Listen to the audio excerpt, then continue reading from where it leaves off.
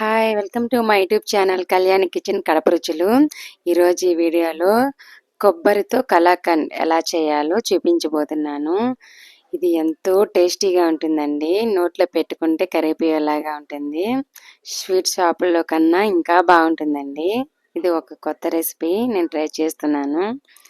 దీనికి కావాల్సిన పదార్థాలు: 3/4 లీటర్ ఫుల్ క్రీమ్ మిల్క్, పచ్చి కొబ్బరి ఒక కప్పు, 3/4 కప్పు చక్కెర, జీడిపప్పు కావాల్సినంత, 4 ఇలాచీలు, నెయ్యి మీకు తగినంత తీసుకోండి. ఫుల్ క్రీమ్ మిల్క్ పాలైతే నీళ్ళు వేసుకోకుండా కాంచి పెట్టుకోవాలండి. కాంచిన తర్వాత మనకు మీగడ ఉంటుంది కదా, అది అలానే ఉంచేసేయండి. మనకు కావాలి. ఒక మీడియం సైజు మిక్సీ జార్ తీసుకొని ఇలా కొబ్బరి ముక్కల్ని వేసి మెత్తగా గ్రైండ్ చేసుకోవాలి. ఈ విధంగా ఇంకెంతకన్నా మనకు కొబ్బరి అయితే మెత్తగా రాదు కదా, ఈ మాత్రం అయితే సరిపోతుంది. ఇది చెక్కు తీసుకొని వేసుకోండి. కొబ్బరికి చెక్కు ఉంటుంది కదా, అది మొత్తం తీసేయాలండి, లేకుంటే అంతగా బాగోదు. స్టవ్ వెలిగించి కడాయి పెట్టుకోవాలి. కడాయి హీట్ ఎక్కిన తర్వాత నేను ఒక 3/4 టీ స్పూను నెయ్యి వేస్తున్నాను. నెయ్యి కరిగిన తర్వాత జీడిపప్పు వేయించుకుంటున్నాను. ఇవి లైట్గా పచ్చి వాసన పోయేంత వరకు వేపుకుంటే సరిపోతుందండి. మనకి ఎక్కువ బ్రౌన్ కలర్లోకి వేయించుకోకూడదు.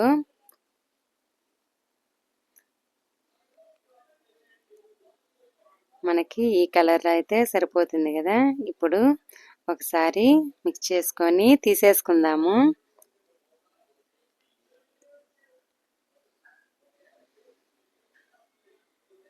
ఇప్పుడు అదే కడాయిలోని గ్రైండ్ చేసి పెట్టుకున్న కొబ్బరిని వేసేసుకోవాలి. ఇది మిక్స్ చేసుకుంటూనే ఉండాలండి, లేదంటే అడుగంటుతుంది. స్వీట్ అంతగా బాగోదు, మాడిపోయిందంటే.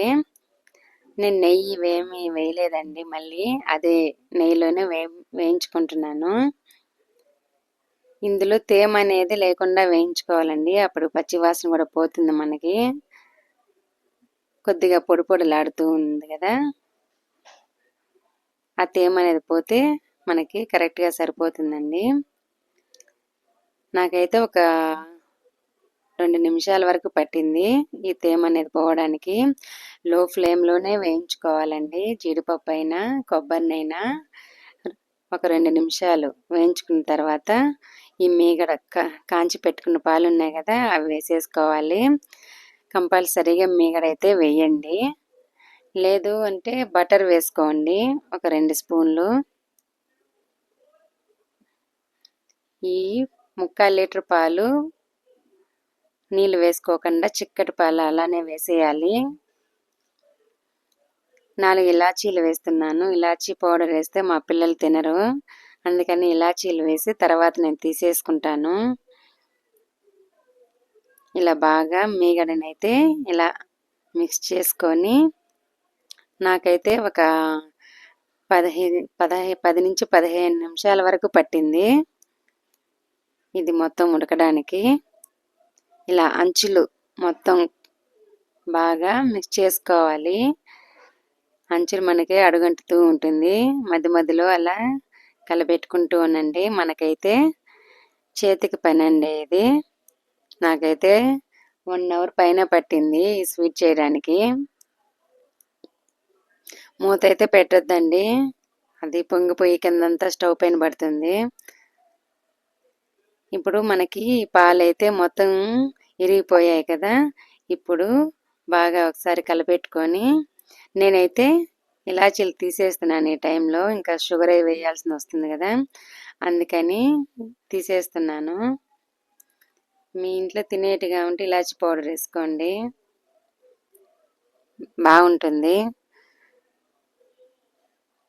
ఇలా ఒకసారి బాగా మిక్స్ చేసుకోవాలి. తేమంతా ఏం లేదు కదా, మొత్తం ఎగిరిపోయాయి. ఈ టైంలో మనము షుగర్ వేసేసుకోవాలండి. నేనైతే షుగరు 3/4 కప్పు తీసుకున్నాను. ఇది ఎక్కువ స్వీట్ ఉంది. కొద్దిగా తక్కువ తినే వాళ్ళైతే 1/2 కప్పు వేసుకోండి. నేను 3/4 కప్పు వేసాను. కొద్దిగా వేసాను ఇప్పుడు షుగరు. కలుపుకుంటూ మళ్ళీ నేను వేసుకుంటాను. ఇలా కొద్ది కొద్దిగా వేసుకుంటూ మిక్స్ చేసుకొని మొత్తం వేసేసుకోవాలి. ఈ స్వీటు కొద్దిగా కష్టపడితే ఎంతో టేస్టీగా ఉంటుందండి. ఇది స్వీట్ షాప్లో కన్నా ఇంకా బాగుంటుంది. మనకి బయట అమ్ముతూ ఉంటారు కదా, దానికన్నా ఇంకా బాగుంటుంది. ఇలా బాగా మిక్స్ చేసుకొని ఒక 5 నిమిషాలు వదిలేయండి. అలా లో ఫ్లేమ్లోనే అండి. ఇప్పుడు చక్కెర అయితే కరిగిన తర్వాత మీడియం ఫ్లేమ్లో పెట్టుకోండి. మనం పాలు పోసుకొని ఉడకపెట్టుకున్నాం కదా, అప్పుడు కూడా మీడియం ఫ్లేమ్లో ఉడికించుకోండి. వేయించుకునేటప్పుడే సిమ్లో పెట్టుకోవాలి. లేదంటే లో ఫ్లేమ్లో ఇదంతా మనకి కరిగిపోయేటప్పటికి టైం పడుతుంది మనకి రెడీ అవ్వడానికి. ఈ లిక్విడ్ రూపంలో ఉన్నప్పుడు మనం మీడియం ఫ్లేమ్లో పెట్టుకుంటే సరిపోతుంది. నాకు ఇప్పుడు 15 నిమిషాల వరకు పట్టిందండి. మళ్ళీ ఈ చక్కెర వేసినాకలా మళ్ళీ ఒకసారి అయితే దీన్ని బాగా ఇలా మిక్స్ చేసుకోవాలి. తేమంతా ఏమీ లేదు కదా. ఇప్పుడు నేను నెయ్యి వేసుకుంటున్నాను. వర్షాకాలం కదా, నేనైతే నెయ్యి కొద్దిగా తక్కువే వేస్తున్నాను.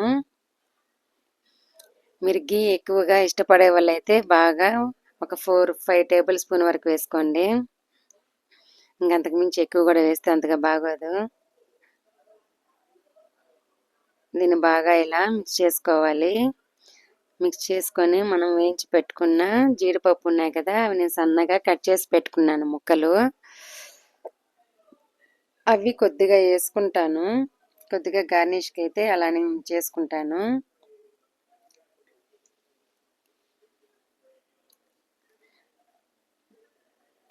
జీడిపప్పు పలుకులు వేసుకున్నాకలా ఇప్పుడు ఒకసారి మళ్ళీ బాగా మిక్స్ చేసుకోండి. జీడిపప్పు పలుకులు ఇంకా మనం అయితే ఎప్పుడైతే రెడీ అయిపోతుందో ఈ స్వీటు అప్పుడు వేసుకోండి. కడాయికి అయితే అంటుకోవడం లేదు కదా, చూస్తూ ఉంటేనే అర్థమవుతుంది. అంతే అండి, ఎంతో సింపుల్ ఇంగ్రీడియంట్స్తో ఒక మంచి స్వీట్ అయితే తయారు చేసుకోవచ్చు ఇంట్లో ఉన్న వాటితోనే.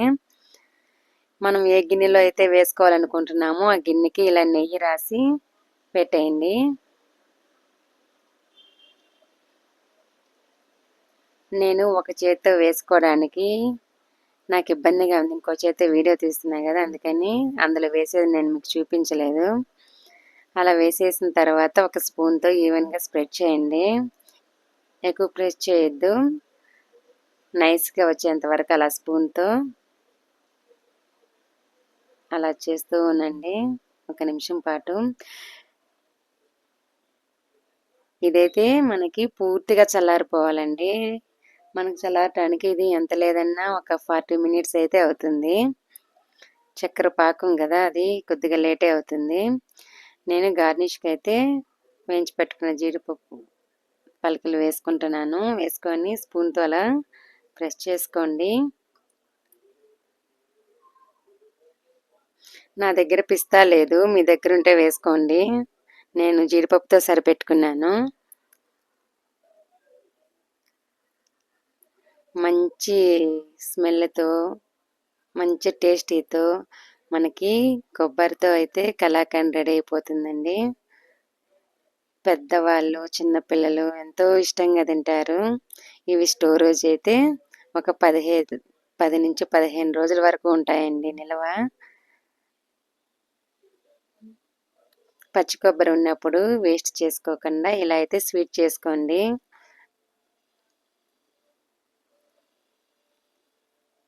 ఇలా గార్నిష్ చేసుకున్న తర్వాత చల్లారింది కదా, ఇప్పుడైతే ఒక ప్లేట్లోకి ఈ విధంగా నేను బోర్లించుకున్నాను. నేను చాక్తో అయితే కట్ చేస్తున్నాను. ఒక చేత్తో అవడం లేదు, అది జరుగుతుంది. నేను జస్ట్ మీకు ఇలా చూపిస్తున్నాను అంతే వీడియో కోసము. తర్వాత నేను బాగా ముక్కలుగా కట్ చేసి చూపిస్తాను. మీకు ఏ విధంగా కావాలో ఆ షేప్లో కట్ చేసుకోవచ్చు. నేనైతే స్క్వేర్ షేప్లోనే కట్ చేస్తున్నాను.